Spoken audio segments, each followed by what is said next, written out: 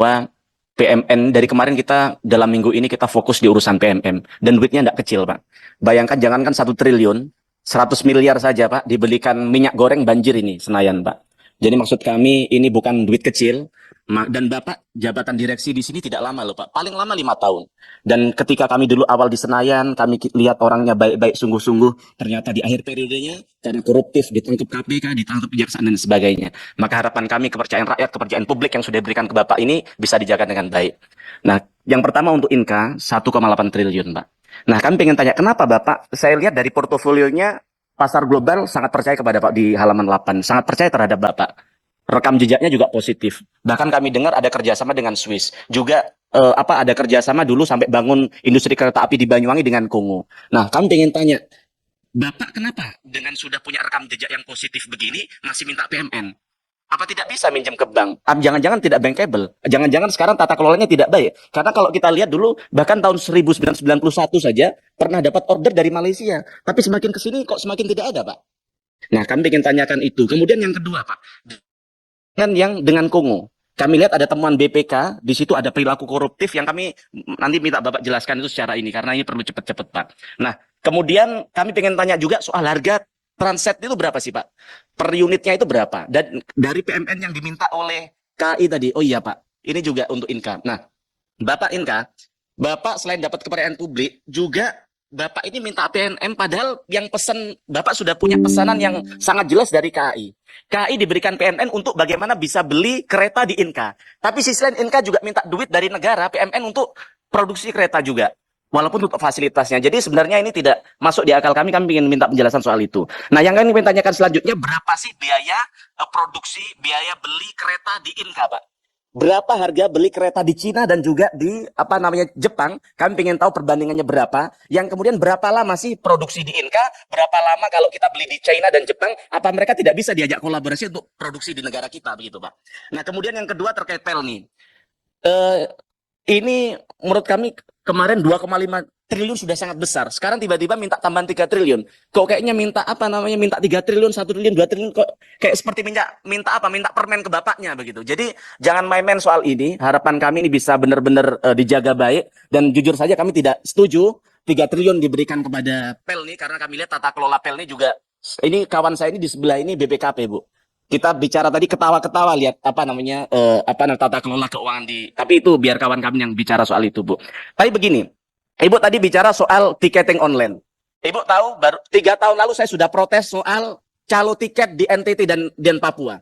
Tapi sampai detik ini kemarin kami cek ada teriakan dari masyarakat kami, Bu, beli tiket harus offline, yang kemudian dia beli tidak ada padahal tiket itu masih banyak di luar, tapi kemudian kalau di tempatnya tiketnya yang tidak ada, Bu.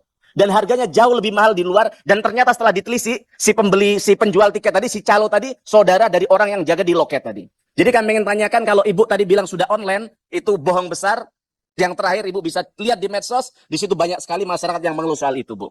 Nah, kemudian kami ingin tanya juga soal update dari KPK yang melakukan penyidikan soal perkara korupsi terkait komisi untuk asuransi fiktif yang diusut saat itu, Bu. Bagaimana update-nya, tindak lanjutnya seperti apa, dan jangan-jangan orangnya masih ada di sini sekarang.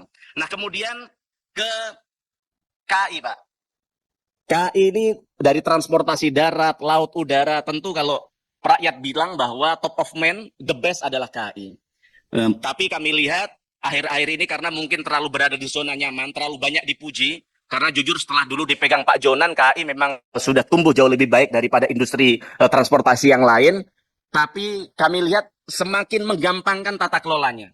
Bapak kalau lihat di websitenya KAI itu laporan keuangannya masih tahun 2022, Pak. Padahal dulu zamannya Pak Jonan, pertama kali laporan keuangan BUMN yang laporan ke publik pertama kali KAI. Ini kalau Pak Jonan dengar ini, Pak, ditertawain Bapak. Kami rakyat juga bagaimana kita bisa lakukan kontrol kalau tahun 2023 saja kami tidak tahu, bahkan kami tahu dari media kalau Bapak untung 1,5 triliun termasuk tadi siang itu, Pak. Kemudian yang kedua, Pak. Hari-hari ini lagi viral di media sosial bahwa ada karyawan anak usaha Bapak belum dibayar. Bapak sudah dengar belum itu, Pak? Jadi si anak usaha ini, Pak, dari anak usaha Bapak, KAI Service atau tadi Bapak sampaikan Reska Multi Usaha, itu dia kerja di situ tidak dibayar, Pak. Kalau Bapak bilang, oh ini kerjaan anak usaha, artinya Bapak tidak melakukan kontrol terhadap bawahan Bapak. Bapak untung 1,5 triliun tapi bayar jutaan aja nggak bisa. Dan setelah saya scroll di bawah, Bapak tahu ternyata apa, Pak? Banyak ternyata karyawan KAI tidak berani melakukan kritik. Karena kalau mereka melakukan kritik, mereka langsung dipecat, Pak. Bahkan mereka mau pamit, Pak. Mau izin keluar saja, Pak. Mereka tidak berani, Pak. Karena kalau mereka izin berapa hari, mereka langsung dicoret. Karena sepertinya tenaga kontrak, begitu. Kami belum dalami lebih dalam. Dan saya tahu, Pak, karena takutnya mereka dengan otoriterisme yang terjadi di KAI, mereka kalau mau pamit keluar, ada apa namanya, karena mereka tidak bisa makan. Saya tahu, Pak, di situ ada keluhan dari masyarakat. Itu mereka apa untuk beli makan aja lo tidak bisa. Saya tidak tahu berapa gaji mereka sampai beli makan saja tidak bisa dan tidak difasilitasi. Walaupun dia bekerja bagian restoran, bagian restorasi di KAI, Pak. Dan bahkan ketika dia naik angkutan mereka tidak lagi punya uang, mereka izin. Izinnya bilangnya sakit, izinnya bilangnya apa namanya, mantenan dan sebagainya. Artinya kemerdekaan mereka terjabut, Pak. Artinya bahwa bangsa kita mendirikan kereta api ini yang tujuannya adalah mensejahterakan rakyat. Bahkan jangan pemerintah. Jepang saja dulu mendirikan kereta api salah satu tujuannya adalah mempermudah akses terhadap rakyat kita, kesejahteraan mereka. Tapi justru setelah di tangan KAI, kemerdekaan mereka dicabut, Pak. Dan ini bukan hanya di anak usaha, Pak. Setelah kami scroll lebih dalam, kemudian kami speak up di media, banyak orang tanya kepada kami.